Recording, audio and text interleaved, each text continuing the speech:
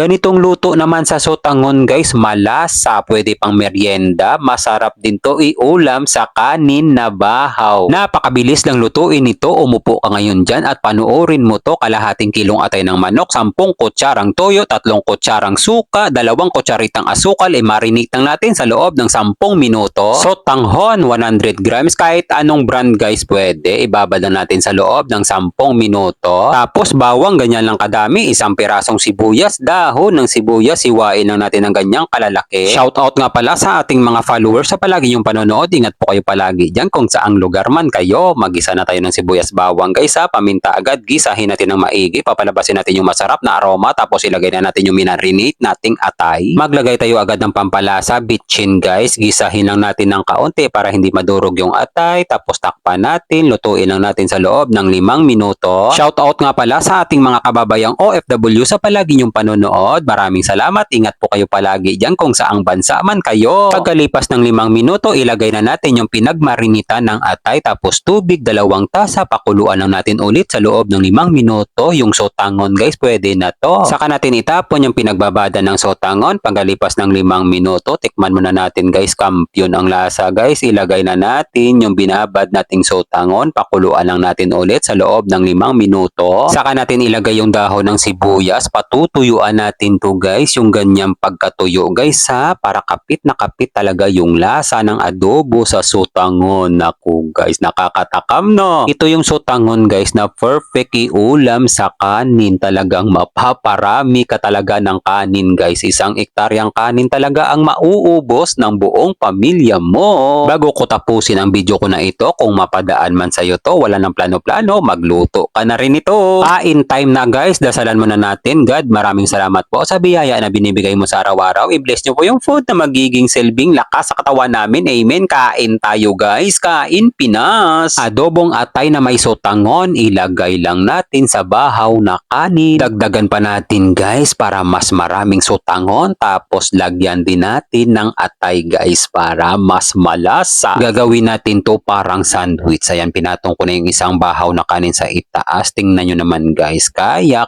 natin tong kainin ng ganito kalaki. Kakayanin natin dahil masarap to. Naku guys, kampiyon ang lasa. Yung atake ng lasa guys, malinamnam, maalat-alat, manamis-namis, may kaunting kick na asim guys, pero napaka-balance, pangpagana talaga sa kain yung lasang asim niya guys. Naku guys, napaka-perfect. I-try nyo to guys ha, kapit na kapit yung lasa ng adobo sa mismong sotangon guys. Talagang mapapasabi kang wow, masarap nga talaga. Binuhos ko na guys para agad lumamig, napakainit kasi. Ayan guys, so tingnan nyo naman no, napaka-perfect na pagkasubo guys no, napakasarap niyan. Masarap kasi guys kapag bahaw ang ipares mo dito. Pero pag wala kayong bahaw na kanin, pwede din yung bagong saing. Iba kasi yung atake ng bahaw guys kapag pinares mo dito sa adobong atay na may sotanghon. Talagang bagay na bagay talaga sila. Bibigyan ko na kayo ng pamalakasan guys. Perfect bite pang commercial. Bahaw na kanin guys sa kasotangon, halo-halong kayin lang natin. Dakutin natin ng mga kamay, salpak sa bunganga. Kampiyon ang lasa. Naku guys, sundutan pa natin. Napakasarap naman talaga ng atay. Ulitin ko lang, kung mapadaan man sa'yo to, wala ng plano-plano, magluto ka na rin ito.